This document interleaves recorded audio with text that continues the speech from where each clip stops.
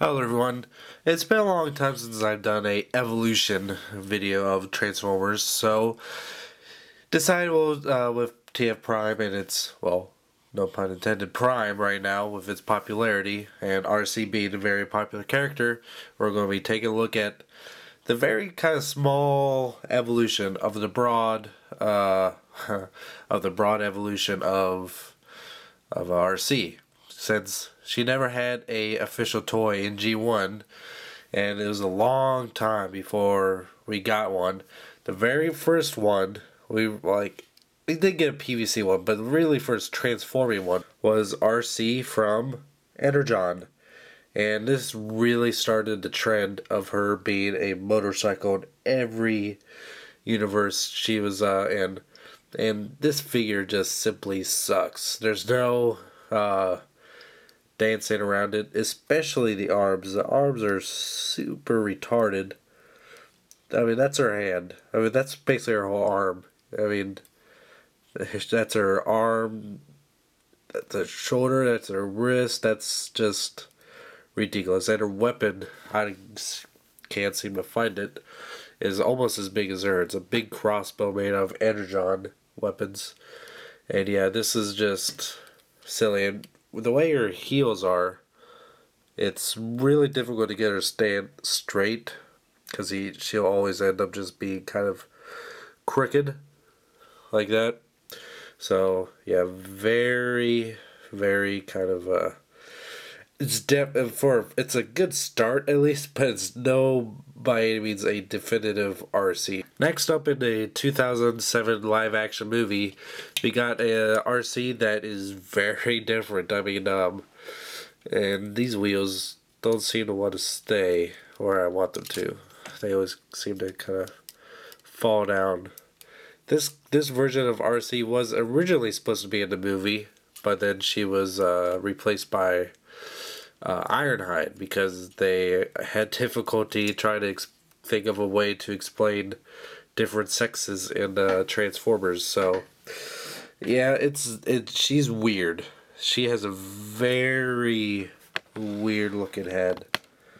See, it looks very. She has like kind of a French bonnet on her head. She's purple, which is unique. Once again, this turns into a motorcycle, and on her weapon, which I also do not have right now, it says RC, like actual like letter R, letter C, and then oh wait, right here.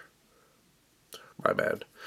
Yeah, but yeah, it is better than the ROTF one, which right there, which you'll see in a little bit. But it gotta admit, the detail in this figure is really nice, especially right here. Yeah, I didn't mean for that, but yeah, the very shiny metallic paint on her torso, and this was repainted in pink and in black. The pink was Japanese Wonderfest exclusive, and the black. No, wait, was it? The pink was definitely exclusive. I can't remember to where.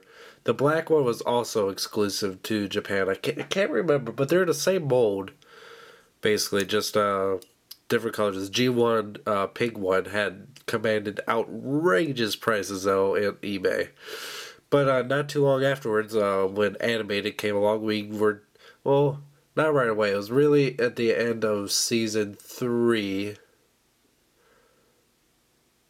Which came first?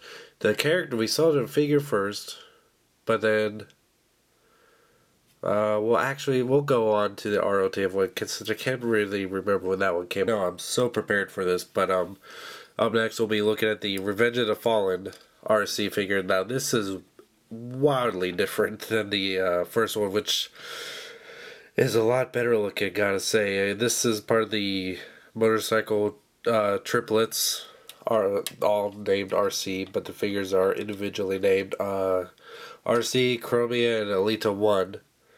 But they're supposed to be just all one character in the movies. This is a horrible figure. This whole contraction right here is just out of control. And even when you have it on base, sometimes they'll just fall over anyway. The only really way is to kind of accordion it all together just so she can be somewhat straight, but then she's kind of crooked anyway. And yeah, if she didn't have that stand, there's no way to get this thing to stand on this. And this thing is a nightmare to transform into vehicle mode. Like, I've only done it a couple times since I've had it, because it's just so frustrating. But I mean, as a display piece, it's okay. I mean, it has a stand, so it's really meant to be for display purposes only. I mean, it definitely, people would definitely, if you say this is Transformer, people would definitely look at me like, what the fuck is that thing supposed to be? You say it's Arcee, and then people would think like Arcee, then they'll automatically think of Arcee from the original '86 movie. Like, really? That's supposed to be her? So, yeah. But, it animated in the later lays, because after the show was canceled, the lines are canceled in Toys R Us, we finally got a good G1 inspired version of Arcee, which is a damn good looking figure. It is very animated. So while it is very G1 based, it will in no way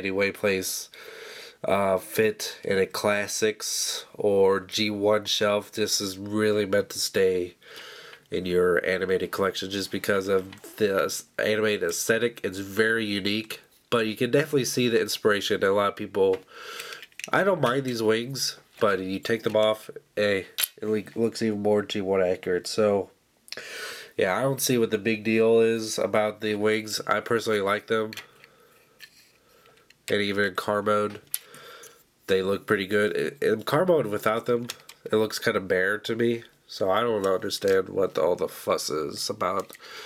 But yeah, this was a very hard to find figure at first. But I was actually managed to get a couple of her. Just because, and she has swords, which are really stuck. I mean, I got them in there, and I don't know if I'll be able to get them out. Uh-oh. At least not easily. Yeah, this is a great figure, and this was one that was really aimed towards the G1 audience. But with Prime, a completely new Arcee, new personality, as kind of like a main Autobot kind of main cast member who's partnered up with the main human character. And this is the first edition Arcee figure, which I like. I might be getting the RAD one, which I'm only covering this one because I mean they basically look the same. Just the RAD one has a more simplified transformation. I really like this one. The transformation's more complex, so you get a better looking robot. Yeah, the backpack's a little bit silly, but I like it. Head sculpt on it is really nice. Got the pink on the forehead crest, on the sides. Although the lights are pretty bright, so you probably can't really see the pink all that well. And the RAD one just has silver. It's at first I wasn't too fond on it, but it's really grown to me. I really like the look of this figure, and as opposed to some of the other Arcees, like one, it's not hard at all or not frustrating at all to transform. It's really straightforward. But wow, this whole thing right here is kind of complicated, but it's also really fun to figure out too. Looks really cool. So since 1986, people have always wanted a really good Arcee figure, and really up until Energon, there was no other Arcee. There have been some other Arcees that came along, like I mentioned, that one had several repaints. This one also had a few repaints as well. ROTF Chromia was repainted as Arcee for the Dark of the Moon line, but that was originally intended to be Chromia, so I did cover that. This was also repainted as Arcee for the first movie, I believe. Yeah, I believe it was. And Black Arachnia, the Transmo 2 figure, was repainted as Arcee as a BotCon exclusive, I believe. And there's been a bunch of other repaints that have been called Arcee, but I'm not covering them because they were all repaints and they were never intended to be. These are really the sole figures that were intended to be Arcees from the get-go. So here you have pretty much the whole lineup of what you have for your Arcees. But like there's legions of this one, but this is all like the general design aesthetics. Even in the same universe, there's a huge change between them. So, I like doing these evolution videos, so if you have any ideas for what else I could do, please post them in the comments below. And until next time, thank you for watching.